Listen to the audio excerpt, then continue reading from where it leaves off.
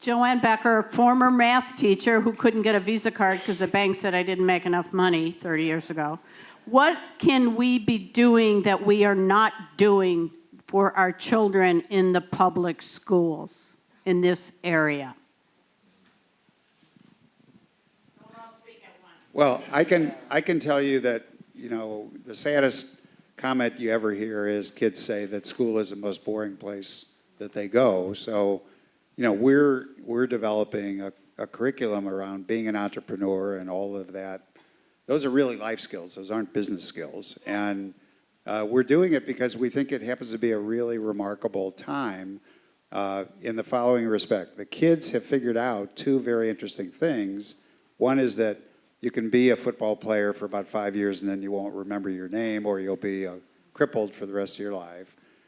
You can be a rock star, but you'll be an alcoholic or on drugs or something, or you'll be 70, you know, which is where most of the rock stars are.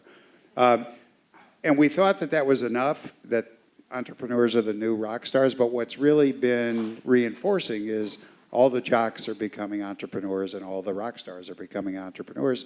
And we really think that that might have to be the way that education is repositioned. It's going to have something that the kids can get excited about and take ownership of. And when we did a school that won one of the innovation awards, before Tom cut me off and said, "You're not winning any more awards," at Tribeca Flashpoint, we never said, "We're teaching you English." We said, "We're teaching you how to write a really great script." And when we said, you know, you have to work on your budget, we never said it was algebra. And lo and behold, you know, they got excited about it. And if you go to a school today, the kids who they have to throw out at midnight are the kids working on the robotics program or the special programs. The core stuff they just don't connect with. And probably half of what they learn, if you ask a kid how they learned something, they'll say they learned it on YouTube. They watched 100 videos. They just aren't learning in school. So, and Howard, I totally agree with you. Let me just add one other thing to that.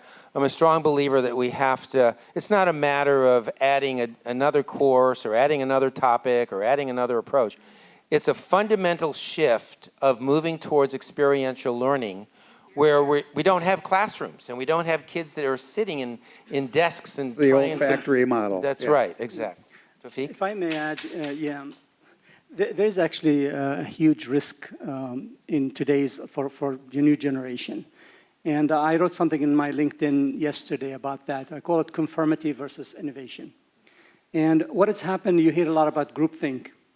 And today, with all the information people have and young people have, this is filtered information. They don't know the difference between what is really right information or good information, what is fake and what is a problem. They don't have the ability to segregate. So for them, it's like what is popular on YouTube or on Facebook is basically that's what it is for them. And they conform and reach consensus very fast. It's a huge percentage of people today that basically conform to what their peers and others do. In my generation, I used to go to the library, sift through the index cards, sift through magazines. I find the information very diverse, and then I learn a lot from it. So there's an original thinking.